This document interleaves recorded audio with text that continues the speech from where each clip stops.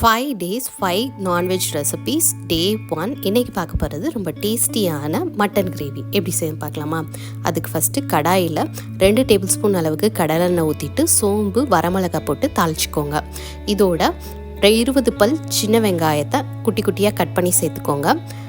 இதோட கொஞ்சம் கருவேப்பிலை சேர்த்து நல்லா வதக்கி விட்டுருங்க. வெங்காயம் வதங்கினதுக்கப்புறம் இதோட 1.5 டேபிள் ஸ்பூன் அளவுக்கு இஞ்சி பூண்டு பேஸ்ட் சேர்த்து நல்லா வதக்கிக்கோங்க.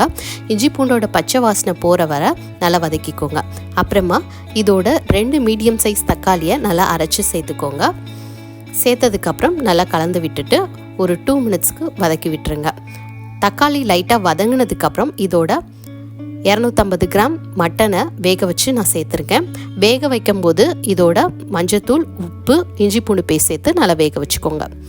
மட்டனை சேர்த்து நல்லா கலந்ததுக்கப்புறம் 1/2 டீஸ்பூன் மஞ்சத்தூள், 1/2 டேபிள் ஸ்பூன் மிளகாத்தூள், 1.5 டேபிள் ஸ்பூன் அளவுக்கு மல்லித்தூள், 1 டீஸ்பூன் ஜீரகத்தூள், 2 டீஸ்பூன் மட்டன் மசாலா சேர்த்து நல்லா கலந்துக்கோங்க. நல்லா கலந்து விட்டதுக்கப்புறம் மூடி ஒரு 2 மினிட்ஸ்க்கு அடுப்பு மீடியம் ஃப்ளேமில் வச்சுட்டு அப்படியே விட்டுருங்க. 2 மினிட்ஸ்க்கு அப்புறம் மட்டன் வேக வச்ச தண்ணியும் அதோடு சேர்த்து நல்லா கலந்து விட்டுருங்க. இதோட தேவையான அளவு உப்பையும் சேர்த்து நல்லா கலந்துக்கோங்க. நல்லா கலந்து விட்டதுக்கப்புறம் ஒரு 5 to 7 மினிட்ஸ்க்கு மீடியம் ஃப்ளேமில் நல்லா கொதிக்க விட்டு லாஸ்ட்டாக மல்லித்தலையை தூவி இறக்குனீங்கன்னா சூப்பரான ரொம்ப டேஸ்டியான மட்டன் கிரேவி ரெடி ஆயிரும். இது ரைஸ், சப்பாத்தி, நானுக்கெல்லாம் பர்ஃபெக்ட் காம்பினேஷனாக இருக்கும். கண்டிப்பாக அந்த ரெசிபியை நீங்களும் ட்ரை பண்ணி பாருங்கள். தேங்க்யூ ஃபார் வாட்சிங்.